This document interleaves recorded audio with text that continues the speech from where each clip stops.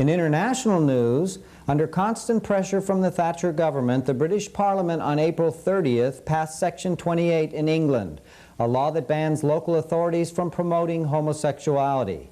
The law not only sent shockwaves through the gay and lesbian community in England, but its potential ramifications sent shockwaves around the world. Alan McClain spoke with David Smith of the Gay Times in London. On April the 30th in London, 30,000 people demonstrated in the streets against a new government measure banning local authorities from promoting homosexuality. The campaign had been going on for 4 months since December, when the measure was first introduced into the House of Commons late one afternoon. Gay organisations, politicians, arts leaders, leading figures in the arts, including David Hockney and Ian McClain, have all been very concerned about how the legislation will prevent local authorities from providing services for gay people. And they've been particularly worried at how the legislation would lead to censorship of the arts, preventing local authorities from staging plays about homosexuality, exhibitions about homosexuality, and even just entertainment for lesbian and gay residents of the boroughs. The demonstration in London was the biggest ever demonstration of a lesbian and gay nature in the whole of Europe. It was twice the size of the biggest ever demonstration in Britain.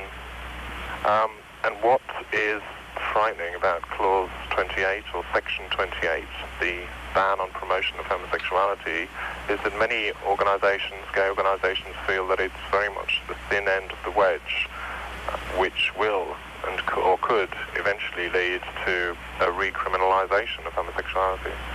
Section 28 states it is against the law to promote homosexuality. What does promote mean? It's a very vague word which probably is intended as a sort of catch-all phrase to stop local authorities from doing lots of activities involving lesbians and gay men. I mean, in the last 5 years, it has been local government which has supported lesbian and gay rights more than any other sector. How do you think the enactment of Section 28 is going to affect the gay community? Well, we're already getting lots of reports,